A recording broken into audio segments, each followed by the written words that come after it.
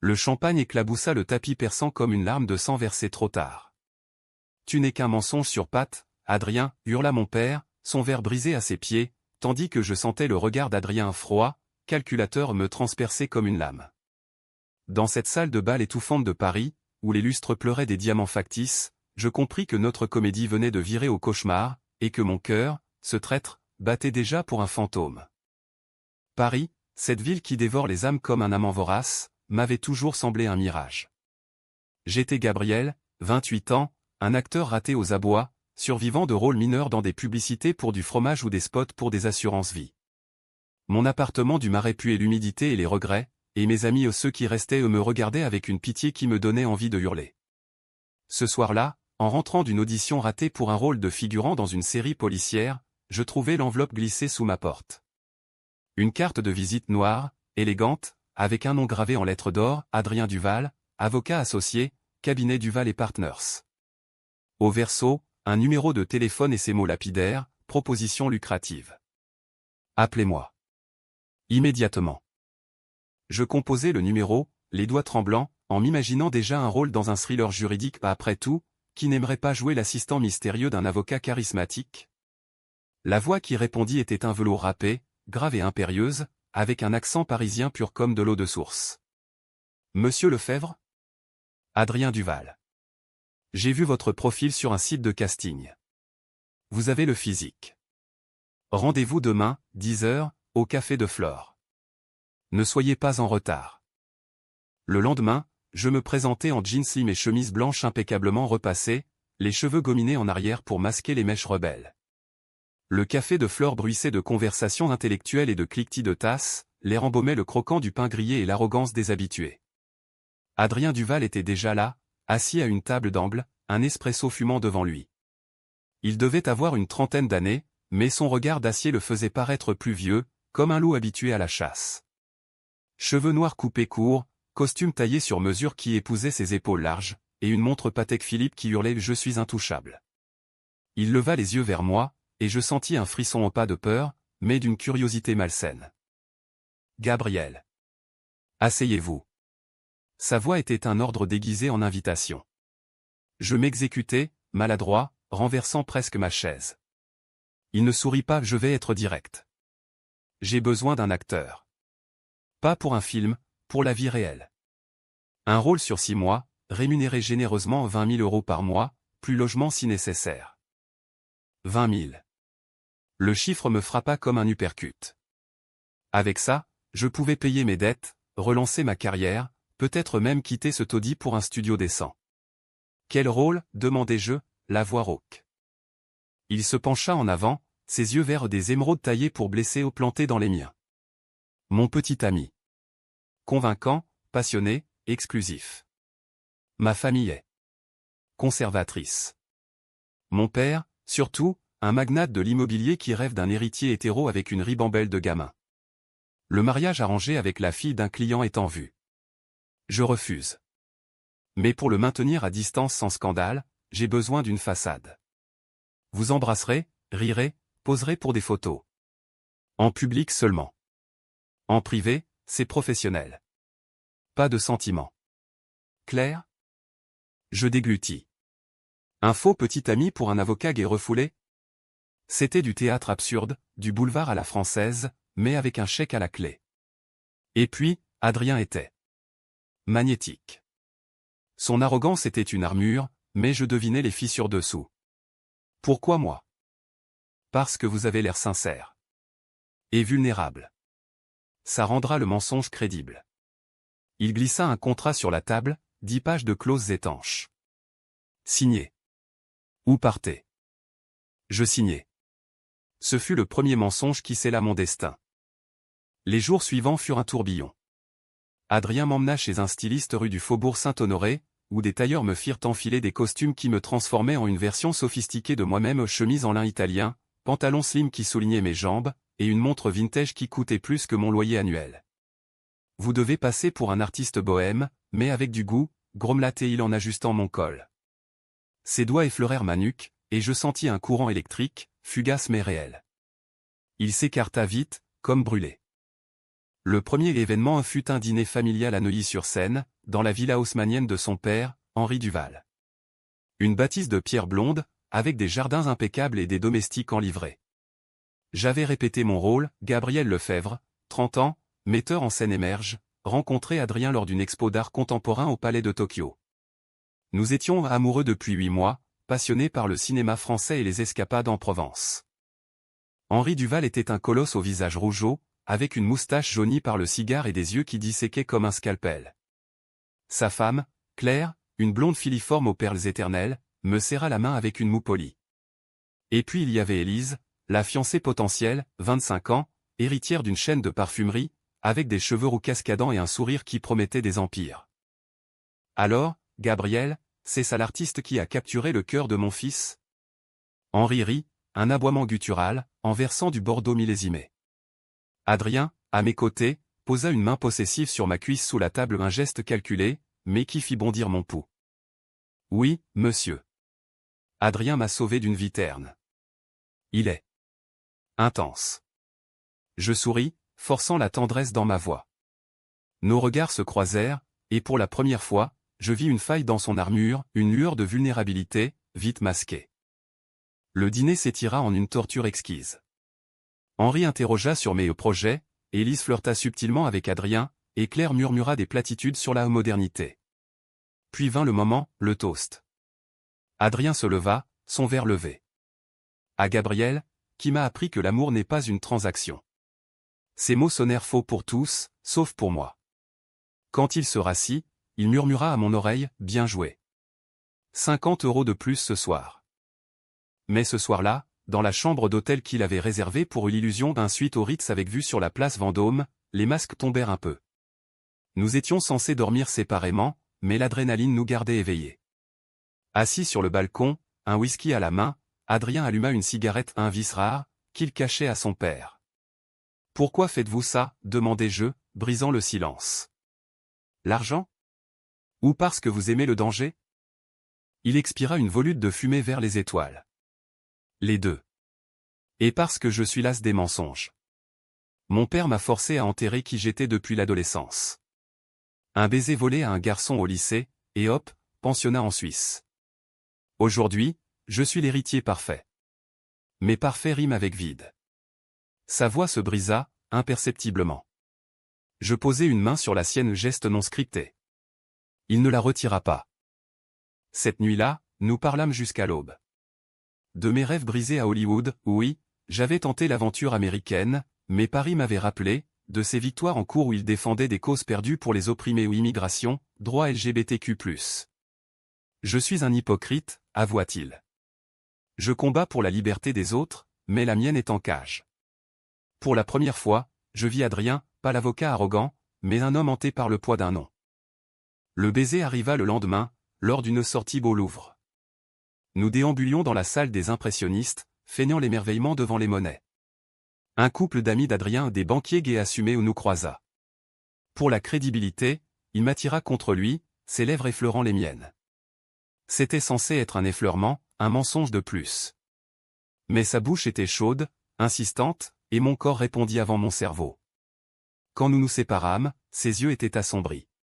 C'était convaincant, murmura-t-il, la voix rauque. Mais je sentis le tremblement dans ses doigts sur ma taille. Les semaines s'écoulèrent en un ballet de faux-semblants. Dîner mondain où je riais aux blagues d'Adrien, promenade le long de la Seine où nous nous tenions la main, et ses nuits solitaires dans son appartement haussmannien du 7e arrondissement, où il m'avait installé dans une chambre d'amis. Je lisais des scénarios, il plaidoirait des dossiers jusqu'à minuit. Parfois, nos chemins se croisaient dans la cuisine, lui en boxait, torse nu marqué d'une cicatrice discrète au sternum, un accident d'enfance, révélait-il un soir, moi en t-shirt froissé. Café, proposait-il, et nous buvions en silence, nos regards s'attardant trop longtemps. Un soir de novembre, pluvieux et mélancolique, tout bascula. Nous rentrions d'une gala pour une association contre l'homophobie ironique, n'est-ce pas? Dans la voiture, un taxi Mercedes qui filait sur les quais, Adrien posa sa tête sur mon épaule. Merci, Gabriel. Tu rends ça supportable. Sa main glissa sur ma cuisse, non pas pour le show, mais par besoin. Je tournai la tête, et nos lèvres se trouvèrent à nouveau. Cette fois, ce n'était pas inventé. Sa langue explora la mienne avec une urgence désespérée, ses doigts s'enfonçant dans mes cheveux. Le taxi pila, nous étions arrivés. Dans l'ascenseur de son immeuble, nous nous embrassions comme des affamés, ignorant les caméras. Son appartement était un sanctuaire de livres et de vinyles Miles Davis en fond sonore. Il me plaqua contre la porte, son corps dur contre le mien, et murmura « Dis-moi d'arrêter ». Je ne dis rien. Nous tombâmes sur son lit, vêtements arrachés dans un chaos fiévreux. Ses mains cartographièrent ma peau comme un territoire conquis, et quand il entra en moi, ce fut une révélation, douleur et extase mêlées, un cri étouffé dans l'oreiller. « Gabriel » gémit-il, et ce fut mon nom, pas un rôle, qui le fit trembler. Au matin, la réalité nous rattrapa. Allongé nu sous les draps de soie, il se redressa, le visage fermé. C'était une erreur. Le contrat stipule, pas de sentiment. Je ris, amer. Et si ce n'était pas une erreur? Si c'était nous? Il se leva, nu et vulnérable, dos tourné. Il n'y a pas de nous. Seulement le rôle. Il partit pour le bureau, me laissant avec un café froid et un cœur en miettes. Pourtant, les baisers inventés reprirent, plus intenses, plus chargés. Chaque effleurement en public était une promesse secrète, chaque regard une confession. Adrien changeait, moins arrogant, plus tactile. Il m'emmena à un concert de jazz au caveau de la Huchette, où nous dansâmes collés, indifférents au regard. « Tu me rends faible », avoua-t-il un soir, sa tête sur mon torse. Mais les ombres planaient, appel mystérieux qu'il prenait dans une autre pièce, regard fuyant quand je posais des questions sur son passé. Le conflit éclata mi-décembre, lors d'une fête de Noël chez Élise. La maison était un palais de lumière et de champagne, avec un sapin haut comme une cathédrale. Henri était là, plus imposant que jamais, et Élise rayonnait en robe rouge, collée à Adrien comme une ombre possessive. « Mon chéri, raconte à Gabriel comment on se connaît depuis l'enfance », roucoula-t-elle, sa main sur son bras. Adrien se raidit, mais sourit. Moi, je jouais le petit ami jaloux un peu trop bien. Plus tard, dans les jardins enneigés, je le coinçai près d'une fontaine gelée. Qu'est-ce que c'est que ce cirque avec Élise? Tu m'as dit que c'était fini. Ma voix montait, incontrôlable. Il attrapa mon poignet, me tirant dans l'ombre d'un if. Baisse la voix. C'est pour la galerie. Mon père soupçonne quelque chose. Il a menacé de me déshériter si je persiste dans cette folie au point. Ses yeux brillaient colère ou larmes. Et toi, Gabriel? Tu joues si bien que j'oublie la différence entre fiction et réalité. Je l'embrassai alors, furieux, possessif, pour le punir et me punir. Ses lèvres cédèrent, et nous nous embrassâmes sous la neige qui tombait comme des confettis de deuil. Mais quand nous rentrâmes, il y avait un message sur son téléphone, « Adrien, on doit parler. » Élise. Envoyé par Henri. Les fêtes de fin d'année transformèrent Paris en un conte de fées cruels. Les vitrines des Champs-Élysées scintillaient de guirlandes, mais pour moi, chaque lumière était un rappel de l'illusion fragile que nous tissions. Adrien et moi naviguions entre dîners obligés et nuits volées, nos corps se cherchant comme des aimants malgré les interdits. Il m'offrit un cadeau pour Noël, un manuscrit ancien de Proust, relié cuir, avec une dédicace, à celui qui m'a fait redécouvrir le temps retrouvé. Je lui donnai un dessin que j'avais fait de lui endormi, c'est très adouci par le sommeil. C'est toi, sans armure, dis-je. Il rougit, un miracle chez cet homme de marbre. Mais la faille s'élargit. Un matin de janvier, gris et venteux, Adrien rentra tard d'une réunion avec Élise. Je l'attendais dans le salon, un verre de cognac à la main, vestige d'un réveillon solitaire. Il empestait le parfum d'elle, musqué et cher. « Où étais-tu » demandai-je, la voix basse mais tranchante. Il ôta son manteau, évitant mon regard. Négociation. Pour le cabinet. Mon père pousse pour une fusion avec la société d'Élise. C'est business. Il s'approcha, tenta un baiser, mais je le repoussai. Business? Ou plus? Je t'ai vu avec elle au gala la semaine dernière. Tu riais, Adrien. Vraiment. Il s'assit, défait, frottant ses tempes. Gabriel, écoute. Élise sait. Pour nous. Pas tout, mais assez. Elle est complice. Elle déteste ce mariage autant que moi. C'est une façade pour son père à elle aussi. Il leva les yeux, suppliant. Fais-moi confiance. C'est pour nous protéger. Nous. Le mot me transperça. Pour la première fois, il l'avait dit. Je m'agenouillai devant lui, prenant ses mains dans les miennes. Alors arrête les mensonges. Sois à moi. Vraiment. Nos lèvres se joignirent, tendres d'abord, puis affamées. Sur le tapis perçant du salon, nous nous aimâmes avec une douceur nouvelle, explorant non plus des corps, mais des âmes. Ces murmures « je t'aime » peut-être l'étaient des aveux arrachés à la nuit. Pourtant, le doute s'insinuait comme un brouillard. Je commençais à fouiller un vice d'acteur, habitué aux intrigues. Dans son bureau, je trouvais des lettres, des missives d'un certain Marc, un ex-amant de l'université, suppliant un retour. Tu me manques, Adrien. Oublie cette comédie avec ton petit ami épayé. Mon estomac se noie. Était-ce moi, le jouet jetable? Adrien rentra tôt ce jour-là, les traits tirés. J'ai plaidé une affaire aujourd'hui. Un jeune gay expulsé pour immoralité. J'ai gagné, mais... Il s'effondra sur le canapé, tête dans les mains. Je m'assis près de lui, massant ses épaules nouées. Raconte. Et il raconta, l'enfance étouffée, le coming out avorté, les nuits solitaires dans des bars anonymes du Marais. Je t'ai choisi parce que tu semblais pur. Pas comme les autres, qui veulent mon nom ou mon argent. Ces mots étaient un baume, mais les lettres brûlaient dans ma poche. Au lieu de confronter, je l'embrassai, le menant à la chambre. Ce soir-là, notre amour fut lent, presque sacré, caresse qui traçait des promesses sur la peau, regards qui se noyaient l'un dans l'autre. Quand il jouait en murmurant mon nom, je crus en nous. Février apporta la tempête. Henri organisa un week-end à Deauville, pour consolider les alliances. La villa familiale face à la mer était un bunker de tradition, cheminée crépitante, tableau de chasse au mur, et Élise en hôtesse parfaite. Adrien et moi partagions une chambre pour l'illusion, bien sûr. Mais la nuit, ses bras autour de moi étaient réels, son souffle chaud sur ma nuque une encre. Le samedi, lors d'une promenade sur la plage balayée par le vent, Henri nous coinça. Adrien, un mot. Ils s'éloignèrent, silhouette noire contre les vagues écumantes. Je vis les gestes brusques, les voix haussées. Quand Adrien revint, son visage était un masque craquelé. Il sait. Pour le contrat. Un de ses détectives a fouillé. Mon cœur s'arrêta.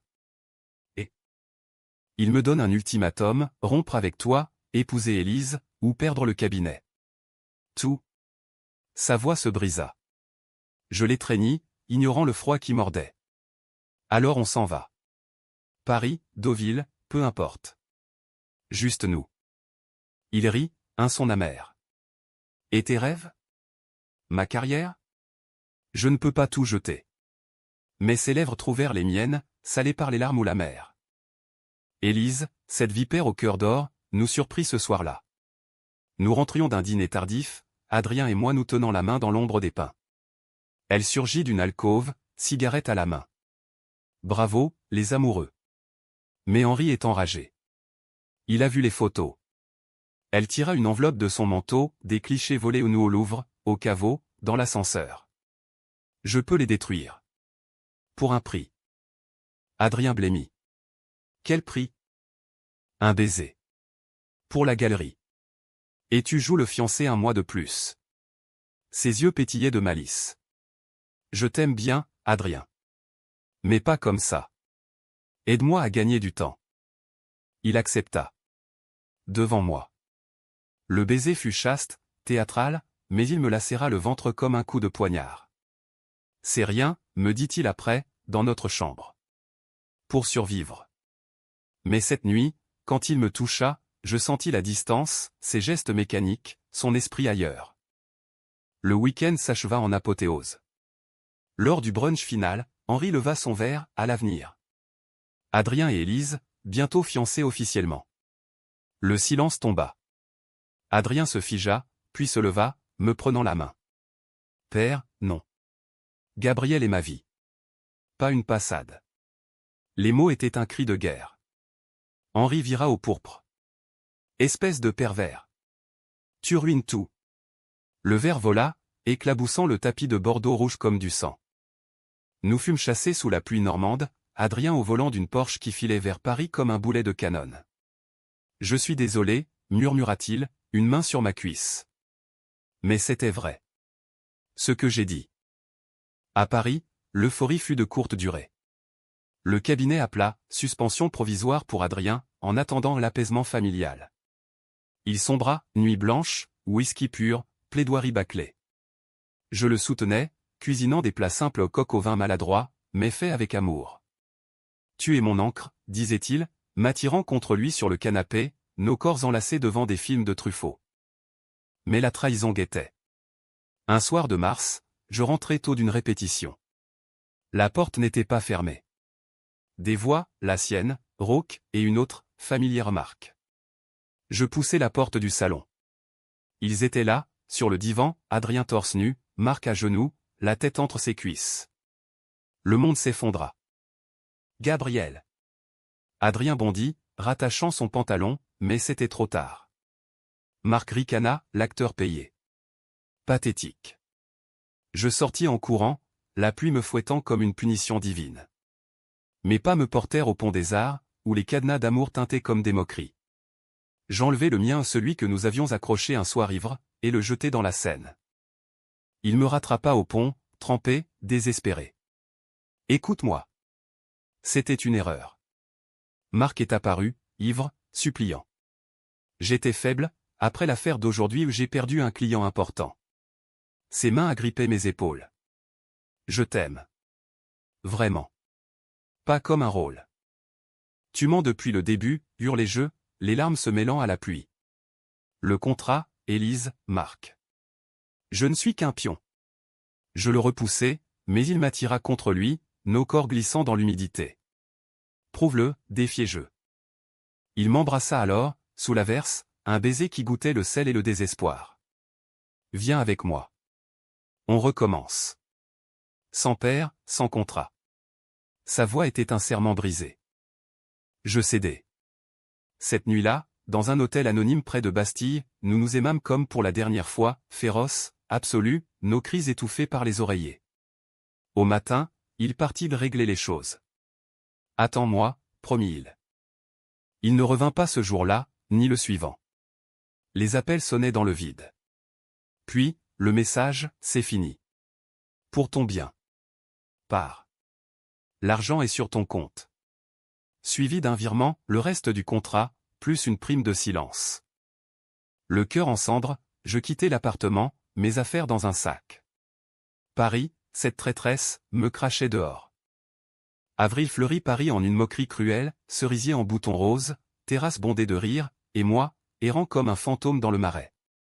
J'avais repris mon taudis, payé les factures avec l'argent d'Adrien, cet or souillé qui brûlait mes poches. Mes auditions étaient des farces, vous avez l'air. Hanté, Gabriel. Trop pour le rôle. Mes amis, ceux du théâtre underground, me traînaient dans des bars gays où la musique pulsait comme un cœur artificiel. Mais chaque silhouette brune me rappelait lui, chaque baiser anonyme était fade. Je changeais d'agent, d'adresse email, tentant d'effacer son ombre. Pourtant, les nuits me trahissaient, rêves où ses mains cartographiaient mon corps, sa voix murmurait des promesses impossibles. Pourquoi, me demandais-je, fixant le plafond craquelé. Était-ce l'amour, ou juste le rôle que j'avais trop bien joué? Un après-midi pluvieux, Élise m'appela. Sa voix était un miel empoisonné, Gabriel, chéri, on doit parler. Café Angelina, demain midi. Je faillis raccrocher, mais la curiosité ou la masochisme l'emporta. Angelina bruissait de touristes et de chocolat chaud.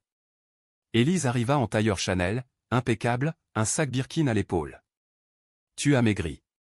L'amour fait ça, hein? Elle sourit, sadique.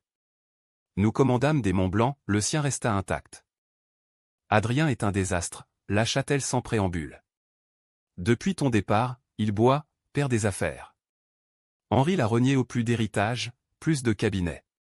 Il squatte un studio minable à Belleville, plaide pour des causes perdues gratos. Elle sirota son thé. Il t'aime, tu sais. Vraiment. Mais il a paniqué. Marc est éteint. Rappel du passé.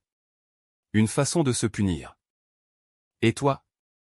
Pourquoi me dire ça? Je serrai ma tasse, les jointures blanchies. Parce que je suis libre. J'ai largué le mariage bidon. Et parce que vous deux, c'est poétique. Tragique, mais beau. Elle glissa une adresse sur un napkin.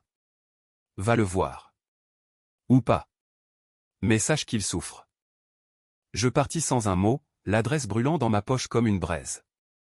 Belleville, quartier cosmopolite, graffiti criard, odeur d'épices et de hache. Le studio d'Adrien était au 5e étage d'un immeuble délabré, sans ascenseur. Je montai les marches, cœur cognant, et frappé. Il ouvrit en t-shirt gris, barbe naissante, yeux cernés. Gabriel ? Sa voix était un râle. Derrière lui, le chaos, dossiers empilés, bouteilles vides, un violon solitaire. Il jouait du violon. Il n'avait jamais dit. Élise m'a envoyé. Je franchis le seuil, ignorant son hésitation. L'air puait le tabac froid et la solitude. Pourquoi, Adrien ? Pourquoi m'as-tu jeté ?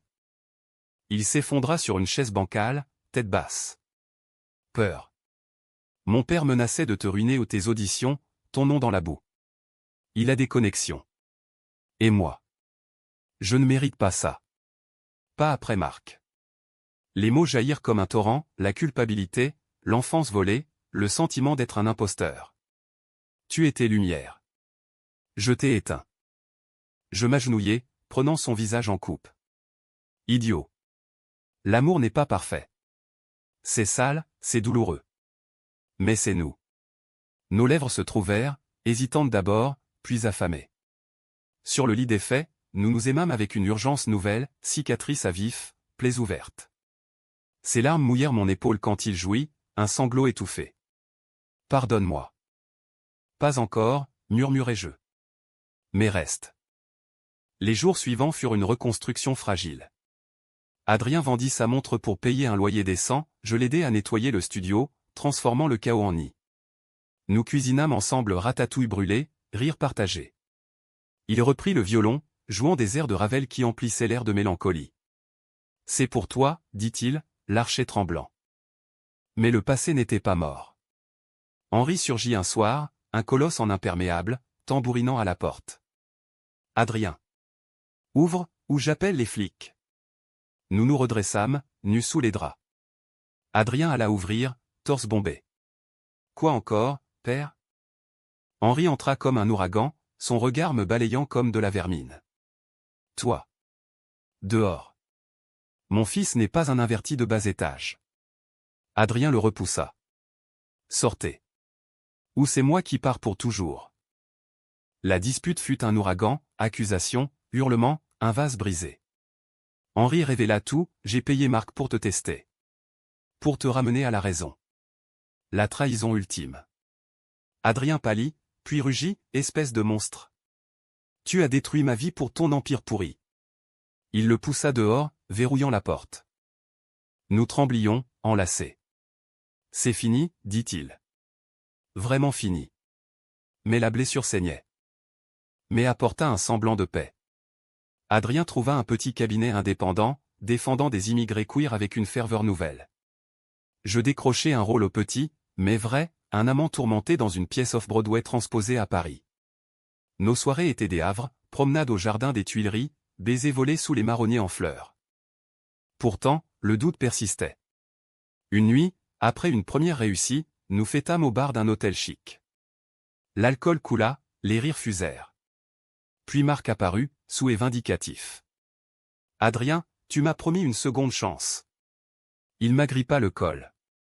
Et ce clown, c'est quoi? La bagarre éclata, poing volant, verre brisé. Adrien me protégea, son œil poché le lendemain comme un badge d'honneur. Plus jamais, jura-t-il, pensant ses plaies dans la salle de bain exiguë. Tu es à moi. Seulement. L'été s'annonçait, torride et prometteur. Nous partîmes en escapade à la Provence pas en jet privé, mais en train brinque-ballant, sac à dos et sandwich.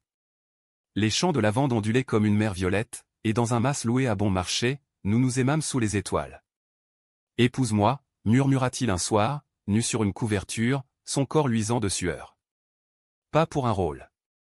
Pour la vie. Je ris, ému. Oui.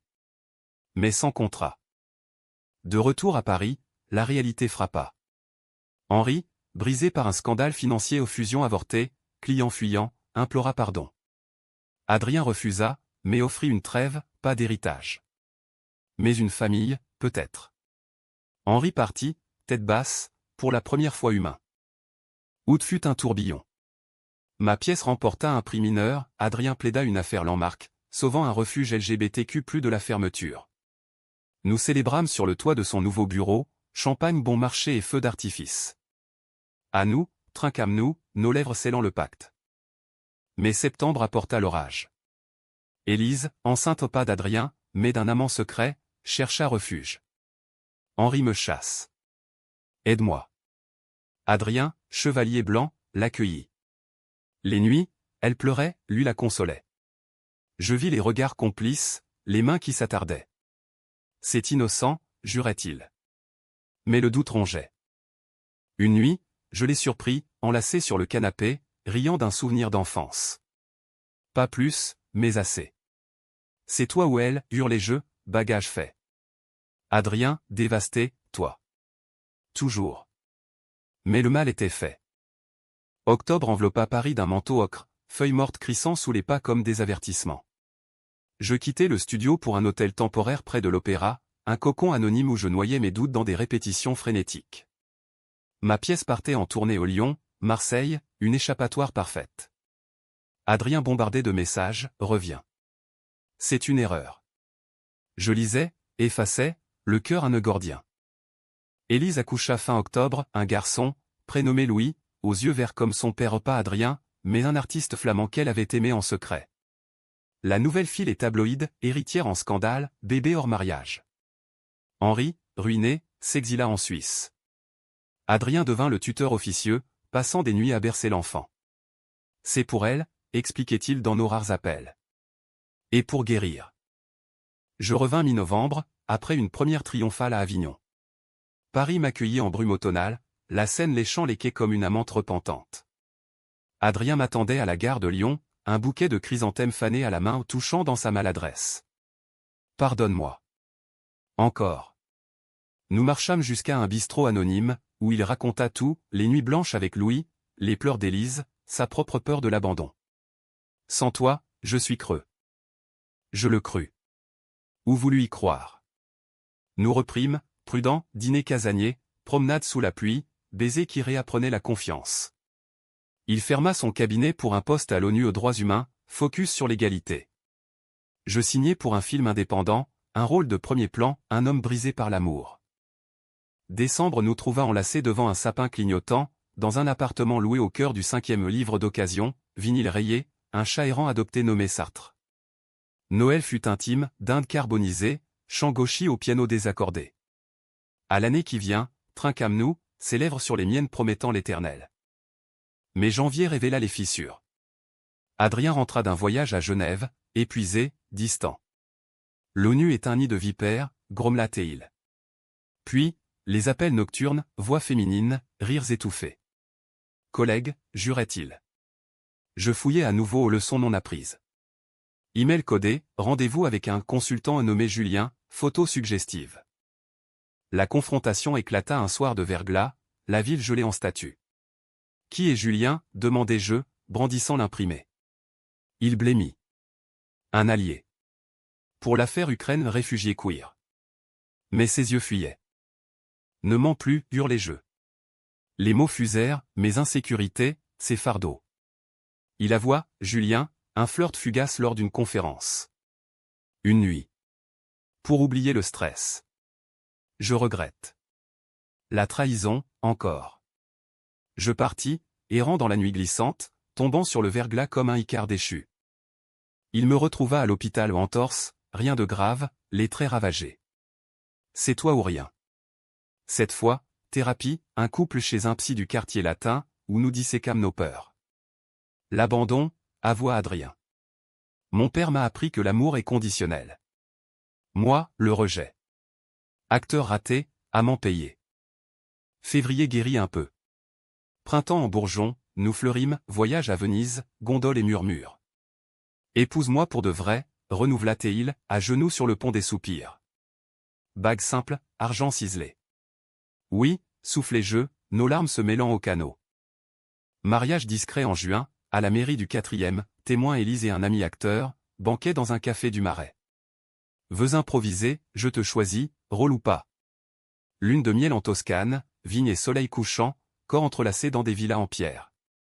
Automne 2026, routine douce amère. Mon film sort, critique mitigée mais buzz queer. Adrien grimpe à l'ONU, voyage fréquent. Louis grandit chez Élise, qui renaît en mère célibataire flamboyante. Nous visitons, oncle tendre. Mais novembre 1 an après notre premier baiser sous la pluie apporte le coup. Adrien rentre d'un sommet à New York, assoiffé de jet-lag. J'ai une offre, poste permanent à Genève. Silence. Avec toi, bien sûr. Conflit, ma carrière à Paris, ses ambitions. Choisis, dis-je, écho cruel. Il hésite. L'ONU peut changer le monde. Pour des gens comme nous. Et nous?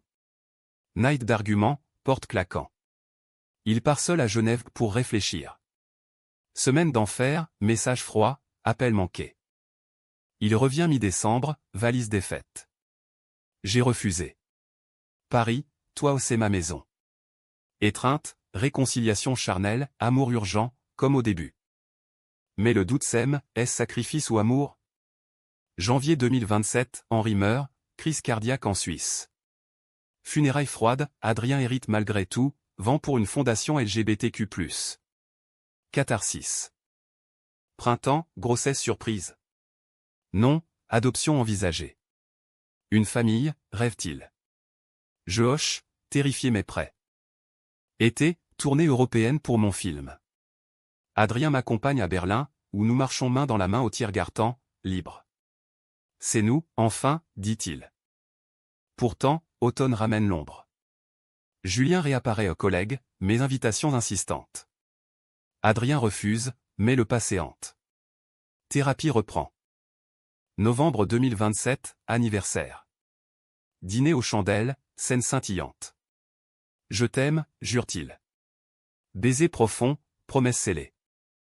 L'hiver 2027 s'installe comme un vieil amant, doux mais tenace. Nous adoptons une petite fille d'origine ukrainienne, prénommée Mila aux 3 ans, yeux de velours, cicatrice de guerre invisible. L'agence nous a choisis pour notre stabilité queer assumée. Les nuits sont courtes, pleines de biberons et de berceuses, mais Adrien est imperné, changeant couche avec une tendresse qui fond mon cœur, lisant des contes en français approximatif. Regarde-la, Gabrielle. Elle est notre miracle. Ma carrière d'école, le film remporte un César au second rôle, mes ovations debout. Adrien pleure dans la salle Playel, son smoking froissé par l'émotion. Mon artiste. Fête après, champagne ruisselant, amis du monde entier, et nous, dansant collés jusqu'à l'aube. Pourtant, les fantômes persistent. Marc, clean maintenant, envoie une lettre, excuse, regret. Adrien la brûle, mes doutes, suis-je guéri? Thérapie hebdo, où nous creusons, ses peurs d'abandon, mes insécurités d'acteur. L'amour est un rôle qu'on improvise, dit le psy. Nourion, enlacé. Printemps 2028, scandale à l'ONU. Adrien dénonce corruption au pot de vin pour bloquer Aide Queer en Afrique. Médias s'emballe, l'avocat rebelle. Menace anonyme, police à la porte. Je le supplie, arrête. Il refuse. Pour Mila, pour nous. Mais, attentat évité au colis piégé au bureau. Nous fuyons à la campagne, masse provençale louée. Là, sous les amandiers, il craque, j'ai peur de te perdre. Amour primal, corps fusionné dans l'herbe, cri porté par le Mistral. Jamais, jure-t-il. Retour triomphant, affaire gagnée, promotion. Été, vacances famille en Bretagne, vagues et crêpes. Milari, courant sur le sable, Élise et Louis nous rejoignent, un clan improbable. Automne, biographie d'Adrien annoncée de l'armure au cœur ouvert. Interview, où il me cite, Gabriel m'a sauvé de moi-même. Buzz, mes jalousies, fan gay l'idolâtre, murmure de trop parfait. Novembre 2028, anniversaire de mariage. Surprise, voyage à New York au clin d'œil à mes rêves hollywoodiens. Empire State, skyline scintillant. Ici, on recommence, dit-il, à genoux à nouveau. Pour toujours. Mes drames, appel d'Élise. Louis, leucémie. Hôpital Necker, nuit blanche. Adrien sombre, culpabilité irrationnelle. Si j'avais épousé. Je le secoue, non. On est famille maintenant. Traitement commence, chimio, espoir fragile. Nous veillons, main dans la main. Miracle, rémission partielle. Noël, guirlandes hospitalières, mais rire forcé. 2029, guérison lente. Adrien lance fondation pour enfants queer malades. Je tourne à Ella au premier rôle US. Il m'accompagne, Mila en garde. Fier de toi, murmure-t-il à la première. Conflit mineur, distance, jalousie. Mes amours grandis, anniversaire, voyage, routine sacrée. 2030, Mila à l'école, questions innocentes, papa Adrien, pourquoi de papa? Réponse, parce que l'amour n'a pas de genre. Hiver, Henri réapparaît en esprit Oleg contesté, mais Adrien donne tout à la fondation. Printemps, pièce théâtre, duo inspiré de nous. Succès, critique, réaliste, poignant. Été, croisière Méditerranée, corps bronzé, nuit stellaire. Automne, Julien, marié maintenant, dîner amical. Passé exorcisé. Novembre 2030, 10 ans. Bal masqué au Louvre. Masque tombe, baiser public, applaudissements. Vie suit, rides, grisaillement, mais passion intacte.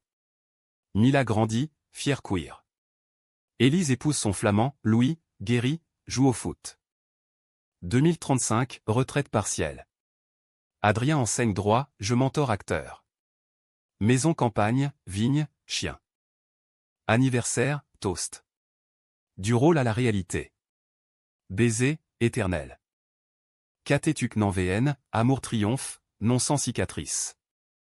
Ils apprennent, vulnérabilité et force. Paris, témoin, scintille.